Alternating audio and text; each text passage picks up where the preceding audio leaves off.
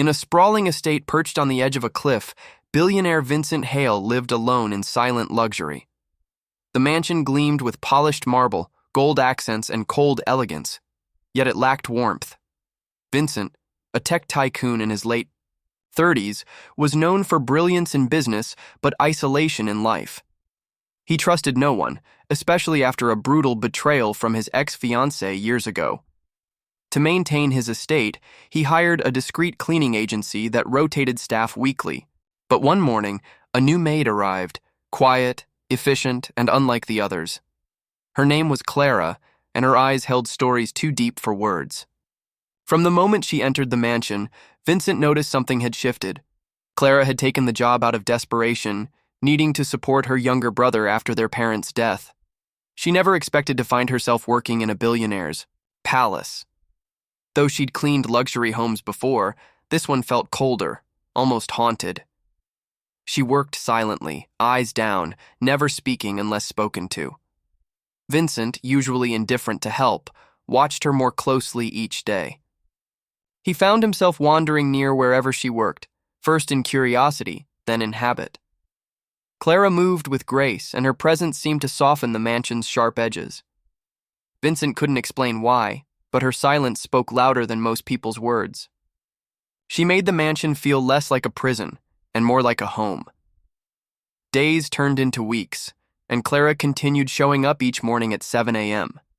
She never asked questions, never lingered longer than her shift. Vincent began scheduling his morning. Coffee later, just to pass by the kitchen when she was there. Their conversations were brief, often limited to a polite good morning, yet charged with unspoken tension. One day, Clara found a book of poetry in the guest room and couldn't help but read a few lines aloud. Unbeknownst to her, Vincent was standing behind the door, listening quietly. The sound of her voice, gentle and sincere, lingered in his mind long after she had gone. For the first time in years, he wanted to hear more. Vincent began leaving small gestures around the house, books she might like, fresh flowers in the hallway. Clara noticed but assumed they were for someone else, perhaps a visiting guest. One afternoon, he caught her humming a lullaby while dusting a piano in the music room. "That song," he said, startling her. "Where did you learn it?" Clara blushed and explained it was their mother's favorite melody. That moment broke something open between them, and their interactions began to shift. Vincent started asking about her day, her interests, her dreams, and to his surprise, Clara began to answer, softly at first, but with growing trust. Clara never imagined a billionaire would be interested in her, let alone listen. Yet Vincent seemed genuinely curious, asking questions no one ever cared to ask. He learned that she had once studied literature before life forced her to work. Clara discovered that behind Vincent's walls was a man wounded by betrayal, not arrogance. Slowly, conversations lengthened, filled with vulnerability and laughter. One rainy afternoon, they found themselves caught in the garden gazebo talking for over an hour. As thunder rolled, Vincent reached up to brush a raindrop from her cheek. Their eyes met, and for a moment, the world fell silent around them. After that moment in the rain, things between them changed in subtle but profound ways. Clara began arriving to work with a touch of anticipation, unsure if she'd see him but hoping she would. Vincent, too, altered his schedule, clearing meetings to linger at home. Though no line had been crossed, their closeness became obvious to the few staff that remained. Rumors started spreading quietly among employees, though none dared say anything, to Vincent. Clara feared losing her job, her stability, if someone misunderstood the situation. Vincent, on the other hand, was beginning to question whether he could keep hiding how he felt. Every time she smiled, his heart ached with longing. One evening, Vincent invited Clara to join him for dinner in the garden. She hesitated, unsure whether it was appropriate, but he assured her it was just a meal, nothing more. Under string lights and surrounded by roses, they shared food and stories. Clara laughed more than she had in years, and Vincent looked at her as if she were the only light in his life. At one point, he gently reached for her hand, and she didn't pull away. But as the evening ended, Clara's expression grew somber. "This can't be real," she whispered. "Men like you don't fall for women like me." Vincent was taken aback by Clara's words, but realized the weight she carried. He assured her that his feelings were not born of fantasy, but of time, connection, and truth. Clara explained that her life had taught her to expect abandonment, not affection. She feared becoming a secret, a shameful affair hidden behind closed doors. Vincent promised he had no intention of hiding her, but knew he had to prove it. He began introducing subtle changes, asking for her input in decor decisions, showing her respect in front of staff. Clara remained cautious, but couldn't help feeling a seed of hope. For the first time, she wondered if love might be possible. After all, Vincent's board members soon began noticing his change in demeanor. He smiled more, missed fewer meetings, and seemed lighter. One evening, he invited Clara to attend a charity gala as his guest. She refused at first, overwhelmed by fear of being judged. But Vincent gently convinced her, reminding her she had nothing to be ashamed of. When she finally walked into the ballroom on his arm, dressed in a modest gown, heads turned. Whispers followed them, but Vincent didn't care. He held her hand proudly. Clara felt like she was walking a tightrope between two worlds, terrified of falling, yet exhilarated by his presence. The gala ended with Vincent kissing Clara's hand under the chandeliers, promising her she belonged at his side. That night, however, Clara cried quietly alone in her room, overwhelmed by doubt and guilt. She feared losing everything, her job, her brother's stability, and Vincent's respect, if this all unraveled. Meanwhile, Vincent sat by the fireplace, wondering how to show her he was serious. He decided that the next step had to come not from charm, but from courage. He would have to reveal his own vulnerability, something he hadn't done in years. Because if Clara was brave enough to open her heart, he had to be brave enough to hold it. Love, after all, demanded no less. Vincent invited Clara and her brother Leo to spend a weekend at his countryside retreat. At first, Clara declined, not wanting to blur the lines further. But Leo's excitement at the idea of horses and open fields eventually convinced her. When they arrived, Leo ran freely while Vincent and Clara walked the garden paths. She noticed how easily Vincent connected with Leo, patiently answering his questions and laughing with him. That evening, Vincent shared stories of his lonely childhood, confessing he often wished for a sibling. Clara listened closely, moved by his honesty. The air between them softened with understanding, and she let her guard down, if only slightly. Meanwhile, Vincent's ex-fiancée, Mariana, had returned to town after years abroad. Hearing rumors of Vincent's new love interest, she grew curious and envious. She appeared at one of Vincent's business dinners uninvited, sparking uncomfortable conversations. Vincent made it clear he had moved on, but Mariana was not used to rejection. She hired a private investigator to dig into Clara's background, hoping to find a weakness. Clara, unaware, continued her routine, feeling more at ease around Vincent each day. But Vincent sensed a storm was coming. He just didn't know how close it was. Love had made him vulnerable, and not everyone wanted to see him happy. Mariana soon obtained records of Clara's financial struggles and her late parents' debt. Twisting the information, she sent an anonymous tip to Vincent's legal team suggesting Clara was using him. The news stunned Vincent, and though he didn't believe it, the board did. Clara was quietly removed from the mansion cleaning schedule without notice. When she arrived and found her badge deactivated, she panicked. Vincent tried to contact her, but she had already left in tears. Confused and heartbroken, Clara thought Vincent had abandoned her like everyone else. Vincent, in turn, realized he had waited too long to protect her. Determined to make things right, Vincent confronted his legal team and demanded answers. Upon tracing the false report back to Mariana, he cut all remaining ties with her.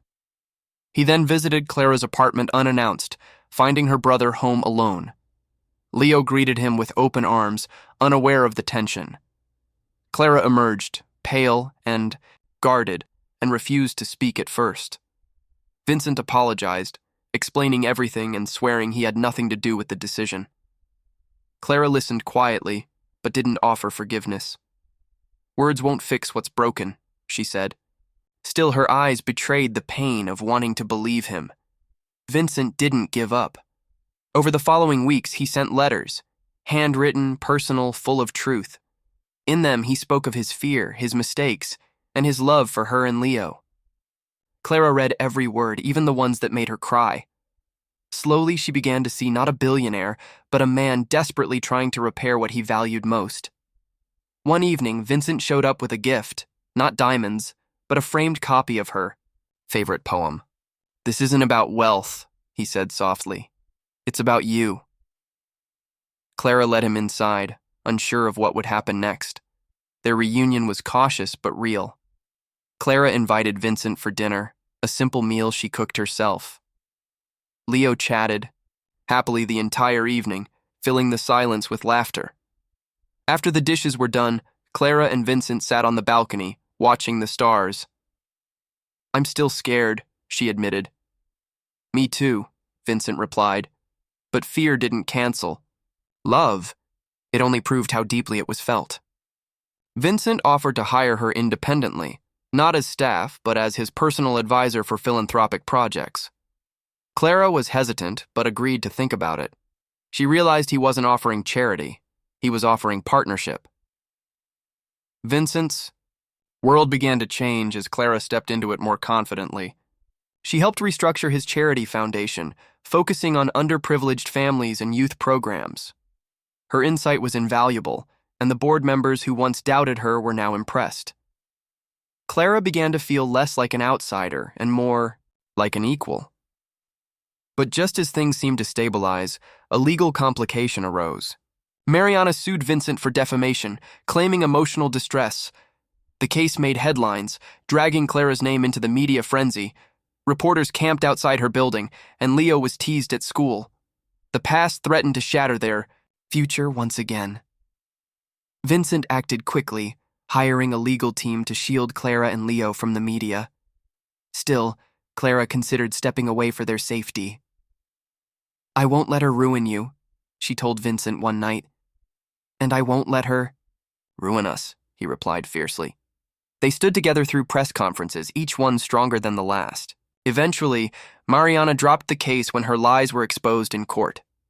Public opinion turned, and Clara became a symbol of resilience and grace. Yet behind the applause, she remained grounded. She didn't want fame, just peace and a chance to love without fear. To celebrate the end of the legal nightmare, Vincent took Clara and Leo on a quiet retreat to the mountains. There, far from reporters and city noise, they found true calm. Leo played in the snow while Clara and Vincent cooked together in a cabin kitchen. One evening, they sat by the fire, wrapped in a shared blanket. Vincent took out a small velvet box, not with a ring, but with a silver locket. Inside was a picture of Leo, Clara, and himself, taken during a candid moment in the garden. "This is my family," he said softly. Clara's eyes filled with tears. Clara finally let her walls fall completely. "I love you," she whispered, and Vincent's face lit up brighter than the fire beside them. They kissed, not with urgency, but with deep recognition. Leo peeked from the stairs and smiled, then ran to join them on the couch. That night, the three of them fell asleep under one blanket, wrapped in something stronger than comfort, trust. Vincent began planning their future not just as lovers, but as a family. He had all the money in the world, but now he finally had something worth more. And for the first time, Clara felt safe dreaming out loud. Months passed, and Clara began to feel at home in Vincent's world. She continued her work with the foundation and even gave a speech at a major gala, impressing guests with her sincerity. Leo adapted well to his new school and environment, flourishing under Vincent's guidance. Vincent, once known for being closed off and cold, now seemed approachable and warm. His employees noticed the difference, and so did the media. Despite the attention, Vincent made it clear that he owed his happiness to Clara and Leo. He no longer cared what society thought of their relationship. His only concern was building a future that honored the love he had found. As life settled into a new rhythm, Clara began exploring her own passions again. She started writing a book, part memoir, part reflection on how love and pain often walk side by side. Vincent supported her fully, even turning a guest wing of the mansion into a cozy writing room. Clara struggled with imposter syndrome, but pushed forward, inspired by the journey she and Leo had taken. Vincent often sat nearby while she wrote, reading or sketching quietly.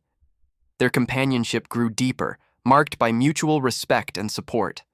At night, they would sit together by the fireplace dreaming of what lay ahead. Vincent knew he wanted to propose, but not with grand gestures. Clara had never been impressed by displays of wealth. She valued authenticity. So he decided to take her and Leo back to the first place where they truly connected, the garden gazebo.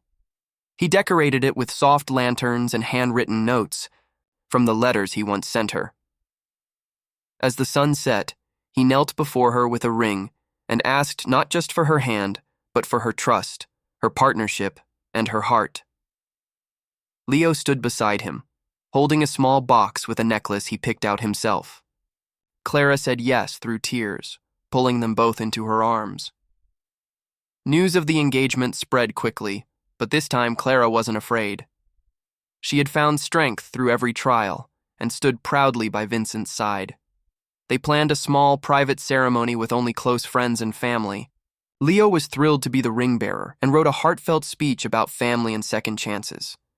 The day arrived with clear skies and a calm breeze, as if even nature approved of their union.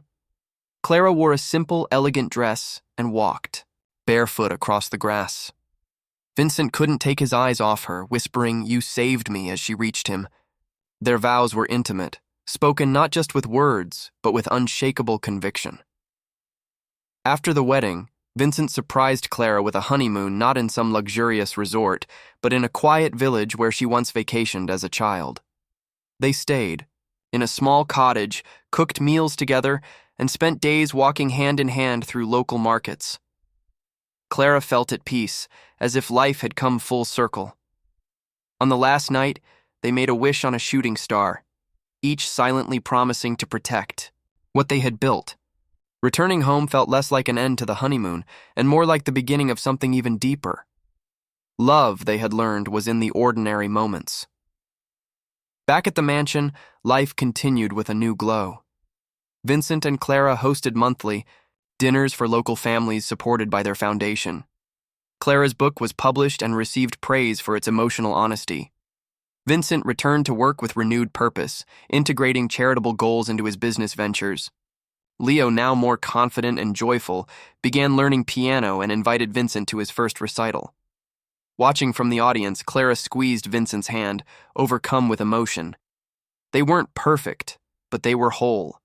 Every scar, every challenge had shaped them into who they were now. A family not defined by wealth, but by love.